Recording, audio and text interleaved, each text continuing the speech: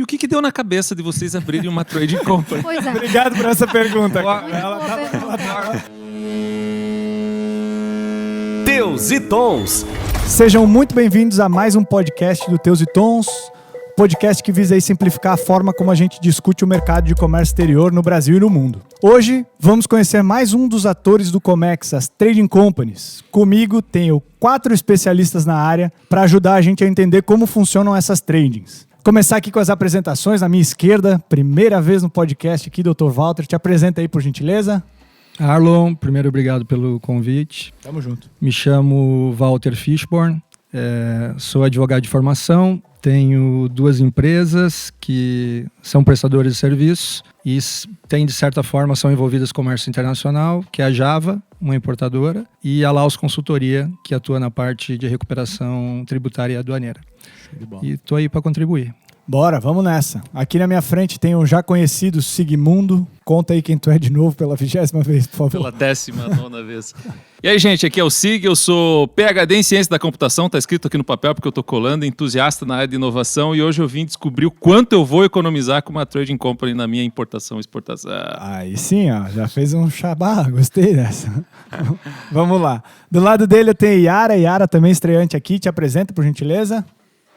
Oi, pessoal. Obrigada por estar nos ouvindo. Obrigada, Arlon, pelo convite. Tamo junto. Eu trabalho há 18 anos na área de comércio exterior, 12 anos à frente de uma trading que é a Midas. Também trabalho na área de comércio exterior, prestação de serviço na Oncoimport, que é uma empresa de importação de medicamentos e área médica. E eu tô aqui para ajudar e tentar conversar um pouquinho sobre tudo isso que a gente está vivendo. Vamos tentar discutir essa parte e facilitar para a galera entender o que é trading. E aqui, por último, temos Leonardo, também um grande amigo. Léo, te apresenta aí, por gentileza. Valeu aí pelo convite. Meu nome é Leonardo, trabalho na Greenport. Sou graduado em administração de empresas, tenho uma pós-graduação em comércio exterior e vivo o mundo das tradings aí há 17 anos. Show de bola, então, galera de peso aqui. Estamos na presença de Gabriel e Robson, que nos ajudam aqui. Queria agradecer também a Liz pela pauta. Vambora, toca a vinheta e vamos falar de trading. Acho que já tá gravando, não tá? Tá gravando? Se alguém puder comentar aí, dizendo que tá Começa gravando. em 3, segundo vinho aqui, ó. Começa Então, em 3. Em 3 o quê? Minutos ou segundos? 3 dias. Acabou a vinheta. Gente, vamos começar esse bate-papo, então, tentando conceitualizar esse operador aí do comércio exterior, que é a trading. O que a trading faz e qual é o papel dela na cadeia logística? Quem quer começar aí, dos nossos 3 especialistas? Eu vou deixar depois o Sig dar o comentário dele. Que Você falou que tinha 4 especialistas, mas eu não sou, não. Então, eu tô tentando resolver aqui, vamos ver. E aí, quem quer conceitualizar o que faz uma trading, qual é o papel dela hoje na cadeia logística? É o Tá doutor. bem, tá É bem. legal, né? Empurrar pro cara que tá de terno. É o doutor. Vai lá. Por isso que eu não vim de terno, né, cara? Claro, eu já parei de me vestir assim para não ter esse problema, entendeu?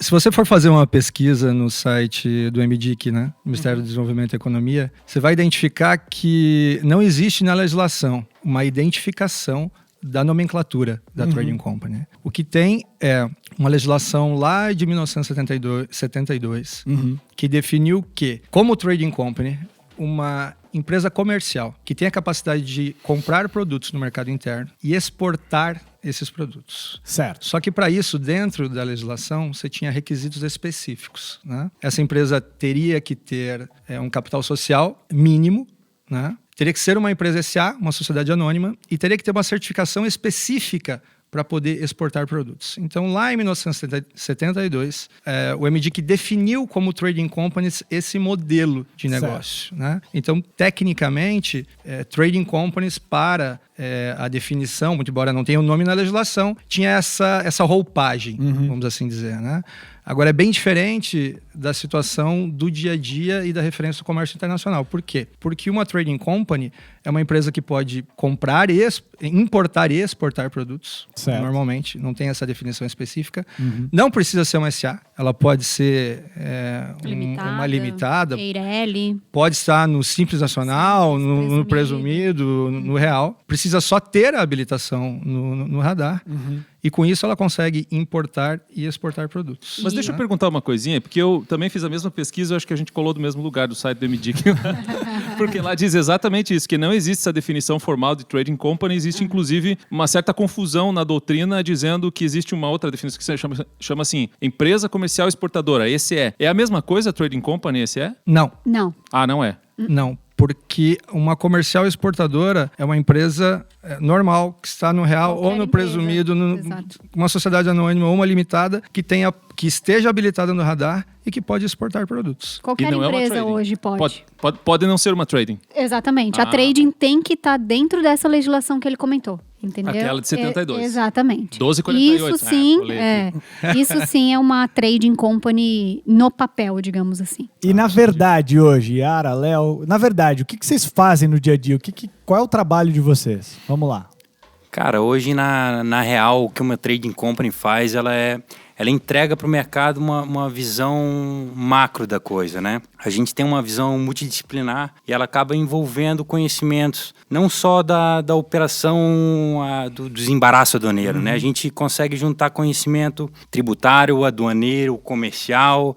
Então tem o know-how de contabilidade, o know-how legal. A gente consegue juntar toda essa informação complexa, simplificar, traduzir isso para o cliente. Na realidade, nós somos um departamento de comércio exterior fora da empresa. Show de bola. Porque a gente consegue cuidar do embarque da carga lá fora, no exterior, até a entrega na porta do cliente. Então, todo esse procedimento a gente é responsável, né? Entendi. A gente costuma falar que não tem escopo, lá na empresa pelo menos, a gente não tem escopo pré-definido de trabalho, né? Entendi. Tudo pode ser modulado, tudo pode ser ajustado, né? Então, não existe uma atividade específica de uma trading company, ainda mais nos dias de hoje, né? Você acaba sendo um pouco de tudo. Então é mais ou menos uma prestadora de serviço multidisciplinar aí para ajudar um importador a trazer o seu produto no melhor cenário possível. Isso aí. Mais competitivo, mais rápido, dentro da lei correta, e é isso aí. Eu gosto de dizer que se o cliente tem um departamento de importação, o que nós fizemos é fazer o double check de tudo o que ele já faz. Se ele não tem um departamento de importação, nós somos o departamento de importação dele. Nós somos o check e o double check. Eu acho que essa é a melhor definição. Show de bola. Acho que já está bem traduzido aí para o mercado. Sigue. Eu quero perguntar para você, Arlon. Manda. Por que eu vou contratar uma trading company diferentemente de um agente de carga? Eu posso contratar os dois? Qual que é a diferença dos dois? Então, vamos te explicar aqui rapidão. Sim, você pode contratar os dois. A trading company ela faz um papel diferente do agente de carga hoje. O agente de carga ele cuida mais do transporte em si. Ele agencia o transporte de um ponto A ao B. Já a trading company ela te auxilia desde antes do transporte até depois do transporte na chegada da tua mercadoria. Então, ela se envolve mais em tributário, A nossa fiscal. parte é mais legal, né? Exato. Digamos assim, né? E mais a agente de carga é mais preparatória. logística. A nossa é mais logística de mover mesmo, de um ponto A ao B. O De um deles ponto é A ao mais B. preparatória, mais contratual, mais legal. Então vamos dizer assim, Mas- se eu quero importar alguma coisa da China, uma das primeiras empresas que eu posso entrar em contato é uma trading para dizer assim, cara, eu quero trazer esse troço lá que eu achei muito fantástico, muito legal, eu quero trazer para o Brasil, me ajuda? O primeiro contato é uma trading, é isso? Pode Isso aí. ser. E ela o escopo de trabalho, como a gente já disse, né, ele vai se adaptando. Então a trading company ela pode se envolver desde a prospecção do fornecedor para você, até a negociação de preço do produto, análise de viabilidade da importação, saber os custos que vão compor aquela importação, fazer todo o trâmite, né, e participar, inclusive, tem cliente lá na empresa que a gente participa, inclusive, da formação do preço de venda dele, né? Então, essa é o bacana para passar para os ouvintes, essa visão multidisciplinar que a trading pode entregar para o mercado, né? Não é uma visão, não tem um foco, né? A gente consegue abranger o todo do comércio exterior. Isso, Cara, que porque legal. cada cliente tem uma necessidade, né? Tem aquele cliente que precisa que ajude em um bar, tem aquele cliente que precisa que ajude na formação do preço.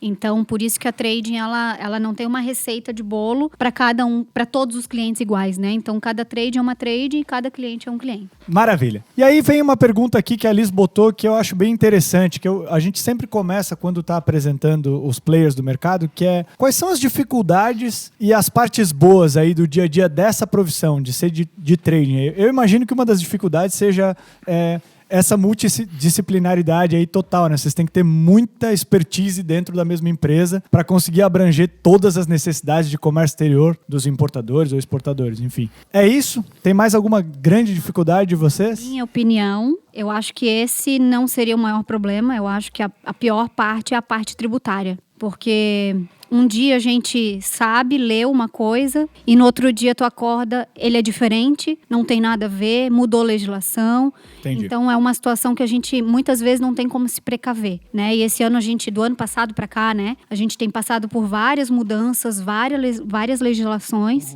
Então isso dificulta bastante o nosso trabalho, porque às vezes a gente vende uma coisa para o cliente e depois muda. E daí ele briga com a gente porque mudou. Né? E nada mais que legislação é política. Né? E a questão da política ela está muito dentro da nossa área. Não diretamente no nosso serviço, mas na forma com que a gente presta o serviço. Entendi. Até teve um comentário legal num podcast anterior que a gente fez sobre despacho aduaneiro, que um dos despachantes, o Fábio, ele falou assim, ó, no Brasil, até o passado é incerto. E a gente chorou de rir e falou, cara, não é possível, né? Até o passado ser incerto. É verdade, porque tu tem 5 anos para trás ainda para responder perante Receita Federal numa importação. Então ele ainda é incerto. Caramba, passou, mas Aí- pode ser revisto, né? Aí que eu acho que é o ponto. Porque para mim a maior dificuldade se chama risco. E qual é o ponto do risco, né? Ou as bases do risco. Primeiro, uma mercadoria que vem de algum lugar que você não sabe se é aquela mercadoria, pode ser alguma mercadoria, inclusive, ilegal. Mas você é responsável, Então, parte por. Exatamente. Então, primeiro, você parte de uma mercadoria que entra num container que você não tem certeza, né? Segundo, né? Vindo por um agente de carga, a documentação toda, seja numa operação por encomenda ou por conta e ordem, está no nome da Trading Company. E se eu não devolver o container, Demurge. demurras. Quer dizer que eu posso comprar por uma trading company, é isso? Quer dizer, você compra por mim enquanto trading? Como é que funciona isso? Eu não entendi. A trading aparece no nome dela? Você tem responsabilidade em cima disso? Como é que funciona isso? Tecnicamente, você pode operar por uma trading company sobre 2 modalidades. Uma delas se chama encomenda, outra delas se chama conta e ordem. Anotem aí, hein? Qual é a diferença importante disso, né? Exatamente nesse ponto que você tocou. Na encomenda, tecnicamente, a trading company precisa negociar o produto lá fora. Ela precisa procurar o produto, negociar o produto, traz o produto no nome dela, entrega para um comprador pré-determinado, um encomendante. Ah, entendi. Então eu No posso Brasil. encomendar que você vá até a China para mim, por favor, e compre um aparelho celular e tal. E você faz essa frente para mim, é isso? Absolutamente. A diferença aqui Sem aparecer o meu nome lá? é que na documentação, seja na encomenda ou na conta e ordem, os dois aparecem. Ah, tá. A diferença é que na encomenda, tecnicamente, a trading company precisa fazer a negociação fora, comprar o produto e entregar o produto para o encomendante Ela é o responsável, nacionalizado. né, pela negociação. Isso. Na conta e ordem é diferente. Na conta e ordem ela só presta o serviço de importação. Porém, para o que nós estávamos discutindo, na documentação ela também é responsável. Então, voltando para a parte do risco, né, seja na encomenda ou seja na conta e ordem, você tem o risco com agenciamento de carga, se você não devolver o container. Você tem o risco na hora de fazer o registro da DI, se por um acaso o NCM for acabar sendo reclassificado de algo diferente, né?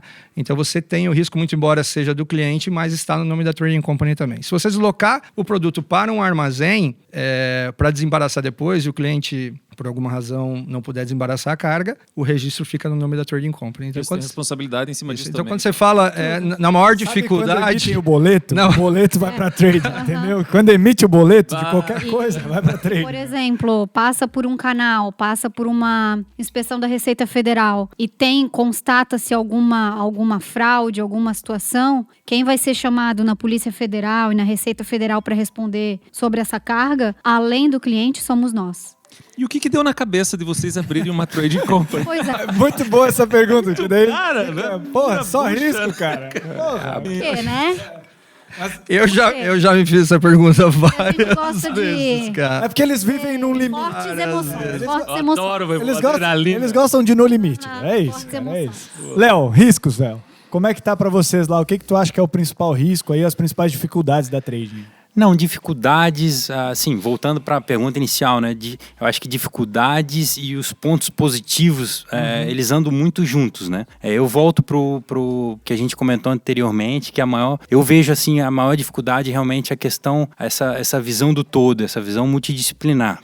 Você aliar todos esses conhecimentos, entregar essa informação de qualidade, entregar uma operação enxuta, com custo baixo, ao mesmo tempo dentro de toda conformidade legal para o cliente e oferecer segurança jurídica. Esse é uma complexidade gigante, é o maior desafio nosso, mas é o que também nos mantém apaixonados por isso, né? Por esse negócio. Irrelevantes ainda, né? Irrelevantes. Irrelevantes. E além disso, Walter, temos algum outro ponto Cara, dessa profissão? Eu acho que eu vou na aba ali do Léo. É uma profissão complexa, extremamente inteligente. Você conseguir olhar para o cliente, entender para onde ele precisa distribuir, aonde ele precisa entregar, onde é que está a fábrica dele, qual o desenho tributário no meio de uma localização gigante que é o nosso país hoje. Conseguir fazer esses desenhos, né, e entregar para ele uma prestação de serviço nossa, com o custo mais enxuto possível. E mesmo pagando o nosso serviço, nós nos tornamos mais baratos do que se ele fizesse sozinho. Eu acho que essa é uma parte fantástica, né? E é isso que encanta. Na verdade, trazer uma boa competitividade, meio a complexidade aí que vocês passam. É isso. Show de bola. Bom, e aí nós vamos entrar um pouquinho numas perguntas mais específicas. E a primeira que a gente colocou aqui é: como é que as trading companies conseguem esses benefícios fiscais do Estado para se manterem competitivas aí, como a gente estava conversando? Tem que ter filial no Estado? Como é de Estado para Estado? Como funciona assim? O que vocês têm sentido? Eu imagino que vocês não tenham só Santa Catarina, vocês devem ter alguma outra. Como é que foi em Santa Catarina? Como é em outros estados? São todos os estados que dão? Como é que funciona aí? Quem pode dar um briefing legal? Não são todos os estados que dão. Na realidade, praticamente todos os estados têm benefícios fiscais, né? Certo. Mas que a gente pode linkar na importação não são muitos, né? O que eu posso falar da minha experiência, que a gente tem Rondônia, Santa Catarina e Alagoas, que não é bem um benefício fiscal, mas usualmente a gente pode chamar assim. Na realidade, a regra inicial é que existe uma legislação para esse benefício e a empresa ela tem que se adequar àquela legislação, àquela exigência. Né? Podem ser variadas, de estado para estado, de benefício para benefício. Vai desde capacidade financeira, de alguma garantia que a empresa tem que colocar no estado para poder pedir esse benefício. Geração de emprego. Geração de emprego. Então, depende de cada estado, é uma situação. Legal. Léo, e aí? Cara, eu queria até pontuar antes, assim, de ir para o benefício em si, para a galera entender o porquê os estados concedem os benefícios, né? Ótimo. O Brasil é um país continental gigante e se a gente fizer o exercício mínimo, assim, de imaginar como seria a operação do Porto de Santos se não tivessem os outros benefícios fiscais ou financeiros nos outros estados, a gente rapidinho já imagina o caos que seria, né? E então os estados na sede por atrair empresas, consequentemente arrecadação tributária, consequentemente desenvolvimento, eles concedem esses benefícios, trazem as empresas para cá. E se a gente fizer um outro exercício de olhar o que aconteceu em Itajaí, Navegantes, no estado de Santa Catarina como um todo, né, de desenvolvimento econômico em função do benefício, foi gigante, né? Com certeza. Santa Catarina começou, acho que 2003, 2004, com o famoso Compex, que virou Proemprego, depois virou regime de AT, depois virou o que a gente tem hoje como TTD, né, o Tratamento Tributário Diferenciado. E os estados usam dessas sistemáticas para atrair recurso, atrair desenvolvimento, atrair movimentação, atrair empresas, né? Mas para deixar claro, o Estado ele só concede benefícios que dizem respeito a ele mesmo, né? Para não entrar talvez em tanto clash com outros estados em questão, né? Então, os estados eles concedem benefícios sobre o que cabe a eles, que é o ICMS. Então, dentro do ICMS eles têm flexibilidade de conceder os benefícios e atrair esses investimentos. Entendi. E alguns outros estados que você conhece, Walter, que tem algum outro benefício? A Yara comentou Alagoas, Rondônia e Santa Catarina. Na época do crescimento do comércio internacional ali, mais ou menos entre 2005 a 2010, grande parte dos estados do país possuíam benefícios fiscais.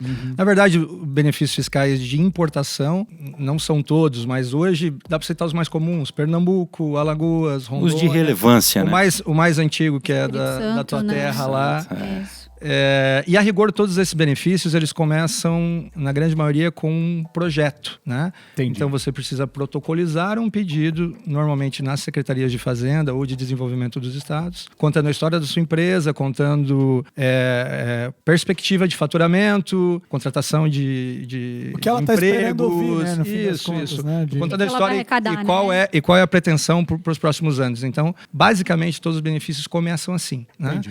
E as fazendas analisam, algumas com rigor maior, outras com rigor menor, até a concessão. E os benefícios, eles sempre seguem duas linhas, dois pontos importantes, né? Um deles é que nós chamamos de diferimento, ou seja, é postergar o recolhimento para uma operação subsequente, para frente, né? Jogar depois. o recolhimento para depois, isso. Show de Joga bola. para depois. E o outro benefício é o que nós chamamos de crédito presumido, né?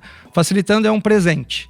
É um presente que o Estado dá para o contribuinte, para que ele não precise pagar aquela carga tributária naquela base maior. Né? Então, de todos os estados, sempre circula entre diferimento e crédito presumido. Ou posterga ou ganha um presente. Na verdade, os dois. Os dois. Porque postergar no comércio internacional é importante, porque o fato gerador de ICMS seria no desembaraço. Entendi. Então, você postergar, ele seria não recolher no desembaraço, mas recolher na operação subsequente seria a saída. Show de bola. E esses benefícios, eles podem surgir e deixar de existir Podem. em qualquer momento do dia? É isso que vocês como, falam, né? de mudanças que tu tinha comentado, Yara? É assim? É assim. Claro que um benefício fiscal, ele não pode... na nossa realidade, pelo menos, é difícil ele existir num dia e não existir no outro. Mas é fácil ele existir num dia e no outro ele ser completamente diferente. Né? Eu até hoje, pelo menos, eu não lembro de ter visto um que existia e deixou de existir. Mas a gente tem muitas mudanças e muitas situações que a gente vê, né, nessa realidade dos benefícios, né? Do tipo, era viável e agora não é Era mais. viável, agora tu tem Ele que fazer mais existe, mas tem que- conta. Entendi. Exatamente. Tem um nome específico para isso, se chama poder discricionário do Estado. Forte, né? Começou a complicar Aham. aquelas Forte, coisas de forte, advogado, né? Vamos lá. Mas é isso que tem os textos do regime especial. Ele diz que a concessão é liberalidade do Estado. Ou seja, é o presente que ele está te dando, a qualquer momento ele pode pegar de Enquanto volta. for interessante para ele, tá funcionando. Então vocês têm Depois- até um risco de, como tradings, de fato amanhã deixar de existir caso uma lei mude drasticamente a um ponto de perder competitividade. Temos. Eu linkaria até essa discussão com a pergunta anterior sobre as principais dificuldades, né? Então, oferecer segurança jurídica para um cliente num país onde a gente tem constantes mudanças na legislação, nos benefícios, não só na mudança dos benefícios, mas na interpretação deles também, né? Certo. Que cada dia é uma interpretação diferente. Isso a gente teve um fato recente aí com a alteração dos benefícios de Rondônia, nas operações de Rondônia. Então, assim, você oferecer segurança jurídica para o seu cliente num país que tudo muda tanto e tão rápido é um desafio bom, né? É. Mas que bom que isso já deixa mais claro também para o cliente, para ele escolher a trading que traz essa segurança para ele, que de fato é interessado em buscar, em aprender, em se moldar até, né? Mas tem algo positivo aí, né, Arlon? O benefício mais antigo, o do Fundap, né, ainda continua vigente. Fundap é Vitória, né? Isso, Espírito Vitória. Santo. Espírito Santo. Continua vigente, né? Santa Catarina, por exemplo, muito embora você citou bem, teve a troca dos benefícios, né? DIAT para Compex, depois para emprego, depois o TTD, na verdade, sempre manteve uma linha política de manutenção, né? Porque sabia que o ICMS da importação, que era irrelevante lá em 2000 para o Estado, hoje eu acho que deve ser o segundo em arrecadação, né? Entendi. Então tem essa preocupação, mas tem assim, na base catarinense pelo menos, sempre trouxe uma segurança para quem está aqui, mesmo com trocas, né? Se teve a manutenção. Ele do muda alguma benefício. coisa, mas ele continua mantendo porque ele sabe que é interessante para ele, né? Essa é a realidade. Então o Estado ele tem o seu interesse por trás e mudando ou não Vamos de falar bem do governo, nosso, vamos falar bem do nosso por estado, favor. porque Santa Catarina, desde o começo da história dos benefícios, manteve Isso aí, estruturado é isso aqui. aí. Não, e tu vê não só no que trouxe de arrecadação, né? Vocês falaram de arrecadação, mas se tu olhar aqui em Itajaí Navegantes, cara, o número de armazém alfandegado, armazém geral, Com contador, despachante, agente de carga, e aí tu começa a estender, né? Curso de faculdade, curso profissionalizante, hotel, Eu acho que né? desenvolveu bastante perto do que era, né? Eu sou natural daqui e posso te dizer que, cara, nos últimos 15, 20 anos a cidade deu um boom É outra total realidade. por causa do comércio exterior. Sem mesmo. dúvida. A gente acaba vendendo muito por essa cidade, né? A gente não está vendendo o peixe dela, mas competitividade aqui, porque abriu-se tantas oportunidades de ter concorrência aqui, que a concorrência fez as empresas serem mais efetivas, melhores estruturadas e acabam até levando vantagem sobre outras no mercado, porque aqui era um hub de prestação de serviço e soluções e a gente tinha que resolver isso de alguma forma. Então... E até aproveitando esse holofote, é exatamente fazer com que as pessoas vejam que se tem tanto movimento aqui em Santa Catarina é porque tem um bom benefício aqui, né? Claro. E é isso que eu queria colocar já no ensejo aí da conversa, que também na minha pesquisa eu não encontrei muitos estados que tivessem tantos benefícios, a não ser aqueles que vocês já elencaram aqui. Isso quer dizer, para a pessoa que está começando a importar ou exportar, que vale super a pena ele investir pelo menos um tempo e até um investimento financeiro mesmo, em fazer um cálculo para ver, será que vale a pena entrar minha mercadoria por Santa Catarina, vir para São Paulo, porque eu tenho uma filial aqui, e eu acho que isso também tem a ver com a operação de vocês enquanto tradings, né? Que vocês têm que ter lá, eventualmente, uma filial no estado tal, para você poder dar esse suporte físico para a pessoa lá perto do porto, enfim.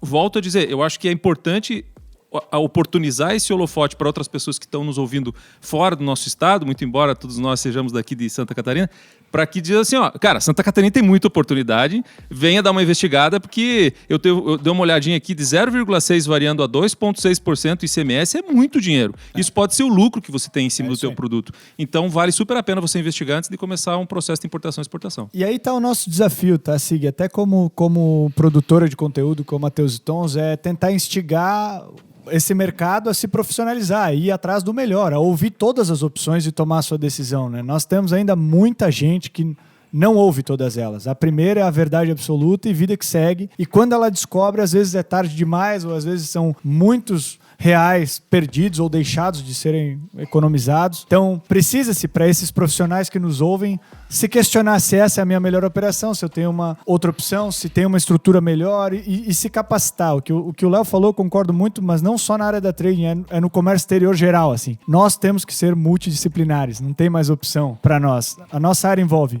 política, como a Yara comentou, leis, que é mais a área do Walter aqui, que tá bonitão de terno, enfim. Só de terno. Só de terno, enfim.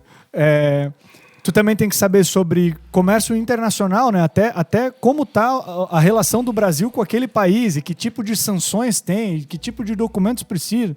Então, você precisa saber muita coisa para operar, né? Então, eu acho que se a gente puder tirar uma mensagem, é só instigar a procurar o melhor, o quanto antes, assim.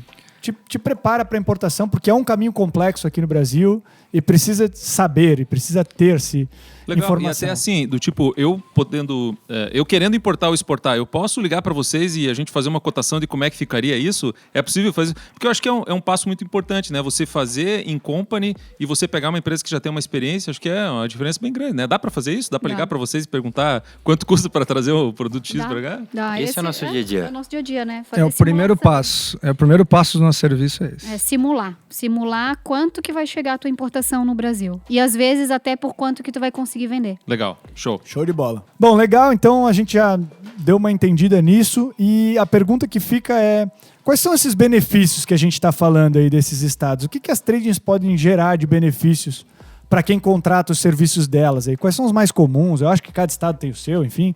Mas quais são os mais comuns? O que tu pode comentar sobre isso, Yara, por favor?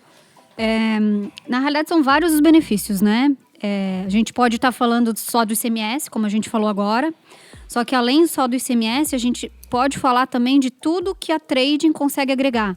Que é a parte logística, as tabelas que a gente tem com os portos, com os recintos alfandegados, né? Por causa do nosso volume que é maior. Então hoje, sei lá, a gente traz 100 containers mês. A gente tem uma negociação diferente do cliente que traz um container, né? Então a gente consegue fazer isso, a parte logística, parte de câmbio também, quando a gente fecha o câmbio para o cliente. Nós conseguimos usar a nossa taxa, porque obviamente a gente fecha, sei lá, 2, 3, 4 milhões mês, o cliente vai fechar $50 mil, então Entendi. Sempre tem uma diferença. E a questão do ICMS, que é a questão da redução, né? Léo, e aí? Eu acho que por muito tempo, cara, a discussão sobre do cliente ao escolher uma trading ou outra, ela ficou estacionada na discussão de ICMS, repasse e tudo mais. E o que a Yara botou, eu concordo 200%, né? A análise, a escolha de uma trading vai muito além disso, né? É uma infinidade de taxas que podem ser expostas ou não, e aí vai da transparência de cada trading, a gente bate muito nisso. Né? Então a escolha pela trading, por muito tempo se discutiu apenas ICMS e repasse, mas vai muito além. É a mesma coisa um agente de carga. Imagina se eu te ligo e pergunto o preço do frete China e Itajaí. Vai falar $1.000, por exemplo. Certo. Só que o que vem além? Taxa de destino, taxa de origem, o que vai cobrar, o que não vai cobrar. Então, essa transparência ao abrir uma planilha completa com todos os custos, todas as taxas envolvidas, o cliente nos dá a oportunidade de ouvir, de a gente apresentar com transparência esses custos de forma detalhada, realmente ele vai ter uma visão totalmente diferente do que a trading pode entregar para ele. Benefício já não está sendo só fiscal aí, né? Então temos mais... Eu digo que é um detalhe. Ele está ali, tem que ser discutido, beleza, como qualquer outra taxa ou despesa. Porque ICMS, na realidade, todas as tradings é o que elas vendem, né? Certo. É que antigamente a gente dizia que se vendia nota fiscal, né? Hoje em dia, a trading que vende nota fiscal... é difícil se manter no mercado.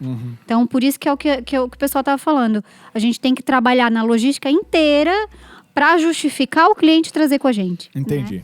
Walter, algum outro benefício que não foi comentado aqui? Acho que acompanho meus colegas hoje. Quando você está na frente de um cliente, ele te pergunta, tá, mas por que eu vou operar com você? Né? Essa pergunta pega todos os vendedores, né? Acontece direto. Então, e eu sempre pontuo, olha, 2 pontos extremamente importantes, né? Um deles é serviço. É conseguir realmente ser o seu departamento de importação, conseguir unir todos os elos, trazer uma informação antes que você pense, onde é que está o navio, quando vai dar presença de carga, né? Precisa de algum outro documento para o desembaraço. Então, realmente prestar esse serviço com a qualidade adequada para que o cliente não caia nas cascas de banana aí que o comércio internacional no dia a dia, ter procedimentos para isso, né?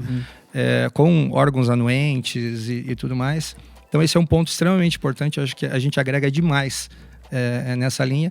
E a outra mesmo prestando esse serviço, com uma estrutura gigante que as trading companies têm para poder fazer isso, né? É poder dividir parte do benefício fiscal, onde a operação fica mais barata para o cliente do que se ele operasse sozinho. Então praticamente ele está levando o serviço gratuitamente. O comércio exterior ele tem bastante disso, né? Essa mesma premissa de vocês, de que com volume vocês melhoram a competitividade, tem na nossa área de agenciamento de carga também, né? Então, o comércio exterior, num geral, quando você vai fechar mais câmbio, mais barato você vai pagar a taxa. Quando você vai comprar mais containers, mais barato você paga o frete. Quando você vai trazer mais volume, você vai conseguir uma melhor taxa de armazenagem ou de rodoviário, etc. Ô Sig, tu tem até uma pergunta. Tu tem algum dado mágico que tu sempre busca? Alguma coisa ou não? Cara, eu tenho muitas coisas aqui. Na verdade, o que vocês falaram sobre os incentivos fiscais foi uma das pesquisas que eu fiz, que foi trazer justamente esses programas que cada um dos estados tem. Comenta alguns para nós aí, então, por favor, cara, do que a gente achou aí de pesquisa, por gentileza. Claro, legal. Então, dessa pesquisa que eu encontrei, foram 5 estados listados, dentre eles, então, o Alagoas, todos eles sempre ICMS, né? Porque é um incentivo, então, do próprio estado que ele pode conceder. O Espírito Santo, com o Fundap e o Investe Importação.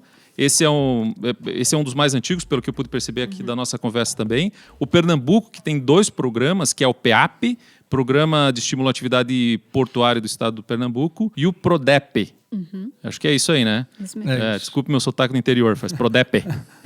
E aí depois tem Rondônia e Santa Catarina, é lógico que ficou aí como um dos grandes destaques aí sobre o ponto de vista da redução de percentual do ICMS. Show de bola. E aí a gente pode entrar numa coisa que eu ouvi o Walter principalmente falar e a gente não conceituou aqui, que é o tal do radar. A gente falou aí sobre radar, que a empresa tem que ter radar. O que é radar? Que bicho é esse? A gente usa isso para saber para onde a gente vai? Como é que funciona isso aí? Alguém pode explicar para nós, por favor? Vamos lá, Yara. Yara, vamos lá, por favor. Explica pra gente o que é o radar aí, o que impacta nas importações, enfim. Na realidade, em palavras bem simples, o radar É uma autorização que a Receita Federal dá para a empresa poder importar ou exportar. Certo. Né? Então, existe esse radar, ele é pedido hoje pelo portal único, né? Tudo online. Ele, teoricamente, ele é simples, existem 3 modalidades.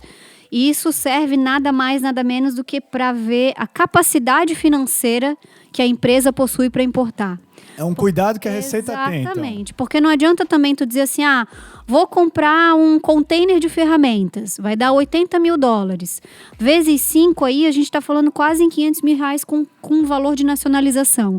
Como é que a empresa vai trazer uma carga de $500 mil se ela não tem capacidade financeira para nacionalizar, para desembaraçar aquela carga? Certo. Né? Então, é simplesmente isso. Existem 3 modalidades. Que é a expressa, que é até $50 mil. Depois tem a limitada, que é até $150 mil. E a ilimitada, que eles dizem que é ilimitada, só que a gente sabe que a Receita Federal, ela estipula uma capacidade financeira que tu tem para importar. Né? Então, ela vai lá, faz um cálculo da tua capacidade financeira, quanto que tu tem de movimentação no banco, até sobre a questão de tributos recolhidos. E ela te dá uma estimativa. Essa empresa pode importar até $800 mil. Certo. Né? Só lembrando que esses valores que a Yara está comentando são por semestre. Por semestre. Então não é importei 150 mil, tem que pedir radar de novo. Não. Semestre, Show de bola. Então, importou, daqui 6 meses, importei 50, daqui 6 meses vai atualizar os 50. E por aí vai. Ótimo. Acho que já fica bem claro aí. Tem uma pergunta que sempre vem para nós aí nas redes sociais e a gente decidiu botar aqui que eu acho que vocês são os que mais entendem dessa área e podem explicar, que é a tal da interposição fraudulenta. Muitos dos nossos ouvintes acabam perguntando para nós o que é isso, como funciona isso, como eu me precavenho disso e blá blá blá. Então eu, apesar de não estar bem conectado ao que a gente está falando, eu queria trazer essa pergunta e pedir para vocês desmistificarem isso para nós. Walter, Cara, e aí? Na verdade está bem conectado com o assunto anterior. Show de bola, então. Absolutamente conectado, Show né? de bola. Que era que nós estávamos conversando sobre o radar. O radar. Né? Vamos lá. Interposição fraudulenta é um crime aduaneiro e a definição mais simples dele é ocultação do real adquirente. Obrigado, Léo. Ocultação do real adquirente da mercadoria. Esse é o ponto. É ocultar quem realmente foi o mandatário, né? Essa é a definição. E normalmente isso acontece quando, né? Quando alguém que detinha o radar normalmente e perdeu o radar por algum problema com a Receita, né? Ou estourou o limite, ou qualquer coisa. Não, perdeu o radar por, às vezes, algum crime fiscal ou uma situação aleatória, certo. Enfim, não consegue ter a obtenção de um novo radar, faz o quê? Faz uma solicitação para uma importadora comprar um produto e vender esse produto para ele. Então, tecnicamente, esse desenho está errado. Por quê? Porque esse contribuinte, esse cliente, deveria obter o radar, deveria contratar uma trading company, seja por encomenda ou seja por conta e ordem, para sim importar esse produto. Então, essa é uma situação, né, da interposição. Outra, ele realmente ou não tem o radar ou não quer ter o radar, né? Porque o radar nada mais é do que vamos dizer, o formato que a Receita Federal tem de fiscalizar quem ou o que entra no país. Claro. Via comércio internacional. Então, se ele não quer ter o radar, ele executa o mesmo crime. Ou seja, solicita para um importador comprar esse produto para ele e entregar esse produto. Essa é a base da interposição fraudulenta. Mas você vai dizer, Walter, no mercado nacional isso é possível, né? Eu posso comprar a mercadoria e entregar o produto? Sim. Né? E acho que esse é o maior erro, e eu vejo muito isso nos importadores, que não entendem que esse modelo de operação é um crime tributário, é um crime aduaneiro, né? Por quê? É um crime aduaneiro. Tem uma questão tributária aí. Porque quando você compra e vende um produto, o IPI, ele quebra nessa cadeia de venda do importador para frente. Certo. Quando você opera por uma trading company, o IPI, ele incide, tem um fato gerador na importação. Porém, ele tem um novo fato gerador do adquirente ou do encomendante para frente. Então, solicitar para alguém importar um produto sem ter habilitação no radar e sem operar por uma trading company é um crime fiscal, porque você não recolhe IPI na sua saída de venda. Entendi. Então, você deixa de arrecadar como receita e se esconde da Receita Federal. Mas é engraçado que, assim, ó, na minha pesquisa eu encontrei que isso foi estabelecido a partir de 2006. Então, é relativamente novo. Isso já acontecia anteriormente e ninguém era punido, era isso? A legislação é bem antiga. Não, a legislação é bem antiga. Eu não tenho agora as referências, mas acho que é de 70 e pouco ou até anterior. Ah, ok. É que diz aqui que a partir de 2006, então, segundo o site da Receita Federal, o real proprietário responsável pela mercadoria, que é o encomendante, ele é tipo comparado à indústria. É por isso que estabeleceu-se, então, essa tal de interposição fraudulenta. Não. Em 2006, tudo bem, ele pode ter sido equiparado, né? Okay. Mas o crime de interposição é muito anterior. É que, na realidade, o que a gente tem que entender é que hoje um importador, seja a trading company ou seja a própria empresa que importa sozinha, ela é equiparada à indústria. Por isso que ela tem que pagar, por exemplo, vai trazer um produto já, um celular, né? Então, assim, tu não está industrializando esse celular, ele já está vindo pronto. Certo. Mas como a legislação diz que ele é equiparado à indústria, ele tem que pagar o IPI na entrada. Entendi. Entendeu? Então, se eu quero trazer um celular de lá, eu sou praticamente uma indústria, não produzi ele aqui, exatamente. Sou uma indústria. E não tem muito não tem nenhum peso sobre volumes ou tipo de coisa. Se eu fechar um container e trazer, fechar um celular e trazer... Mesma coisa. Mesmo crime, mesma coisa, enfim. Se você comprar uma mercadoria pré-determinada para alguém, você deveria ter feito esse desenho por encomenda ou por conta e ordem. Esse é o passo. Então há ferramentas para tu fazer essa operação, você tem a escolha utilizando uma trading company. Certo. Essa é a base. Se você tem um contribuinte no país que quer algum produto, o único desenho legal para isso é operar por uma trading company, seja por encomenda ou por conta e ordem. Certo. Se você solicitar a um importador que compre um produto e te entregue, isso é interposição fraudulenta. E quando normalmente as empresas fazem essa interposição? Assim, o que leva para elas? Fazem porque não conhecem, Arlo. Não, a verdade assusta quando você olha o desenho. Aí. Quando você olha para o desenho de um cliente que importa até volumes grandes de microfone. Certo. Um distribuidor grande de microfone. Aí um amigo dele solicitou para ele que importe canetas. Ah, não, eu quero um container de caneta. Traz para mim. Traz para mim. Aí. Se ele trouxer esse container de caneta pré-determinado para o cliente dele, isso é interposição fraudulenta. E também tem a questão de receber o adiantamento. Piora. Hoje o que eles fazem é isso. Me traz o container de caneta, trago, ó.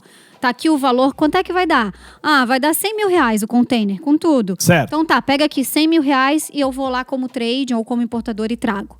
Aí é pior ainda, porque tu já recebeu anteriormente, já caracterizou que era direto e direcionado para aquela... Então a Receita Federal entende que se tu já sabe que aquela carga toda tu ia vender para aquele cliente determinado, tu teria que fazer operação por encomenda. Entendi. Né? Show de bola. Claro que assim, né, gente? Vamos lembrar que... O Sig tá passando a mão na cara, Sim, tá eu decidi que eu não vou abrir uma trading. Pronto. Não, tá complexo, Sig. Não, mas... Assim, perdi a venda. Vamos pensar que, assim, um cliente... Ele, por exemplo, vai trazer o container de caneta, é claro que ele já imagina para quem que ele vai vender. Claro. Né? Ninguém vai trazer aí, vou trazer sem saber. Mas, assim, entende-se que tu tá no mercado trabalhando e pulverizando essa mercadoria, né? Não trazendo especialmente para aquela empresa, com uma antecipação de recursos. É aí que pega, né? Então, o grande problema é a questão de também não arrecadar, né? Essa é a parte do crime, é não pegar e pagar o IPI de novo quando deveria. É isso?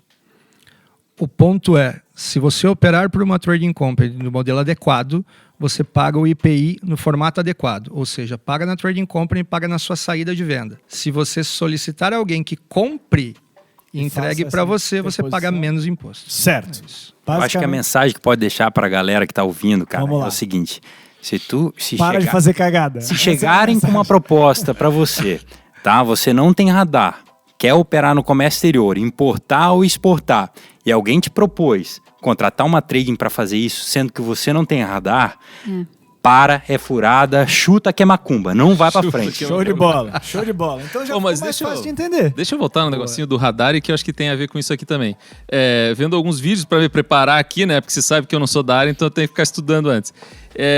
Um senhor lá, especialista, que se diz especialista na área de comércio exterior, ele fala que existem algumas mercadorias com limite de valor e que não precisam passar pelo radar.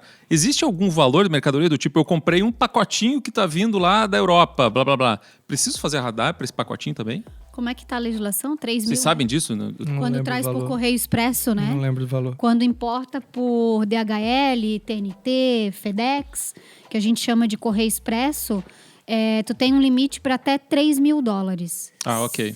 Acho que é $3.000 ou é 1.000? Eu não lembro agora de cabeça, acho que é 3, né? Depois não a gente problema, eu deixa joguei aqui vocês na na fogueira, descrição. mas é Vamos dar porque- trabalho para a equipe do Teus e Tons. Deixa na descrição aqui qual que é o valor, por favor. Mas eu acho que são $3.000. Trazendo até $3.000 não precisa o radar, vai passar direto na alfândega. Tá, entendi. Legal. De novo, cara, cuidar com as facilidades. Não dá para comprar que te 2 oferece. pacotinhos de 3 mil?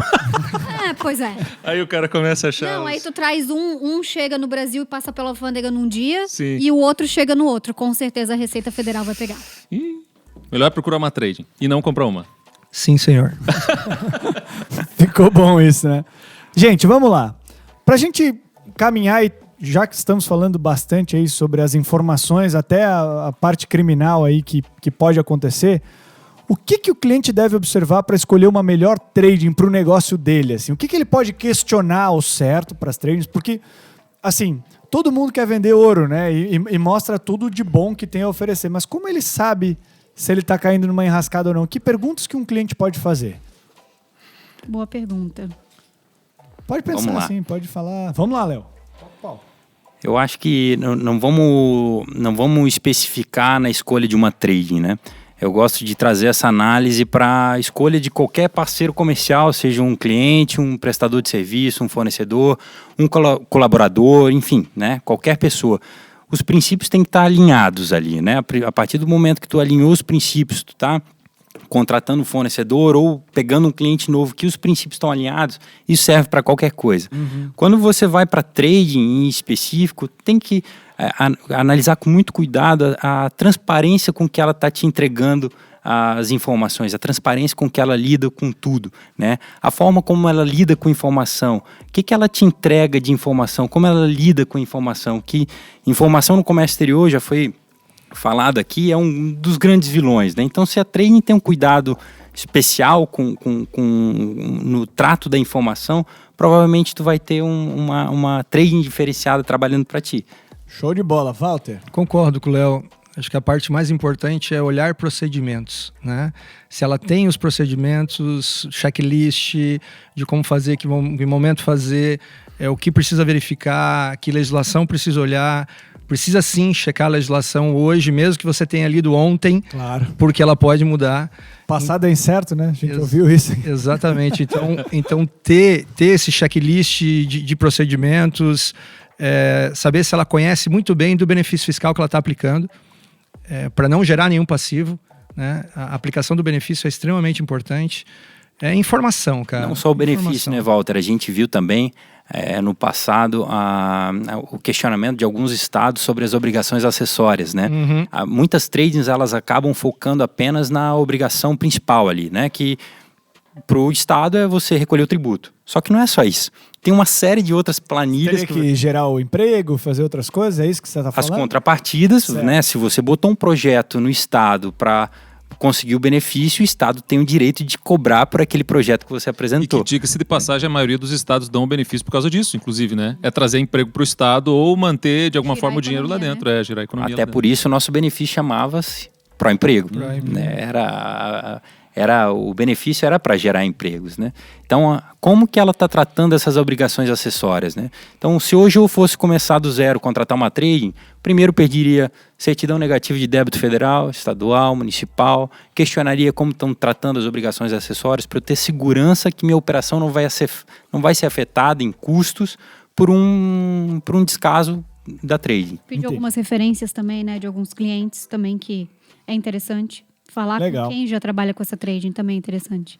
Então, gente, agora que a gente viu aí um pouquinho da opinião de todo mundo desse mercado de trading, a pergunta que fica é: se o ouvinte não tivesse prestado atenção em nada do que a gente falou até agora e nós pudéssemos dar um recado para ele, assim, ó, só se atenta aqui, qual seria esse recado? Vou começar ao contrário aqui, Léo.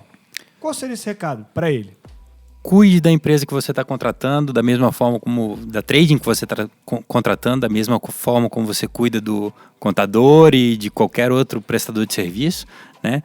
E preste atenção nas facilidades que te vendem, né? Que podem ser inúmeras se a gente for abrir o mundo das tradings, né? Então, cuida com a alteração de preço, alteração de fatura.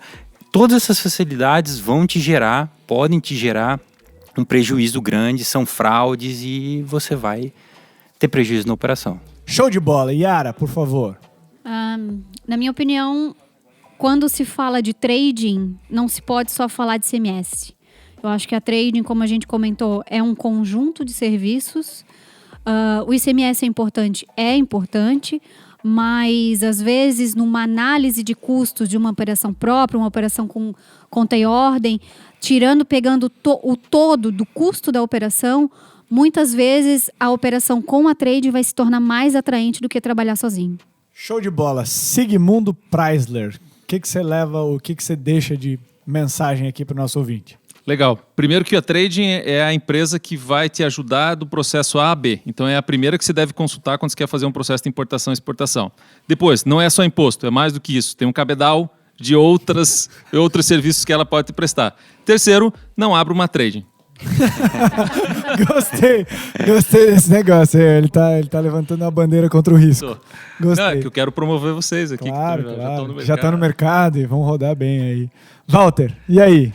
Recadão final pro ouvinte, por favor. Se você já é um importador, ou se você quer começar a importar agora, a Trading Company ela serve para unir todas as pontas do comércio internacional, todos os intervenientes, fazer com que você foque no seu negócio e não se preocupe com todos os problemas que o comércio internacional pode te gerar. Então, a Trading Company é sim um mecanismo para fazer com que você foque nas suas vendas e deixe com que a gente cuide de toda a problemática. É isso. Show de bola, gente. Queria agradecer muito a presença de vocês aqui. Obrigado por esse bate-papo. Eu acho que foi bem interessante e esclarecedor aí para o nosso ouvinte. Queria lembrar vocês que a gente tem episódios aqui no podcast quinzenais e nas lives no YouTube semanais, todas as quintas-feiras, às 6 da tarde. Certo, Sig? 6 da tarde. É isso aí. É isso aí. É preciso da tua validação, sabe como é só que para dizer que tá certo. Só para dizer que tá certo. Enfim, muito obrigado, valeu, um abraço para todo mundo e boa semana aí. Tchau. Valeu, gente. Valeu. Valeu, obrigado.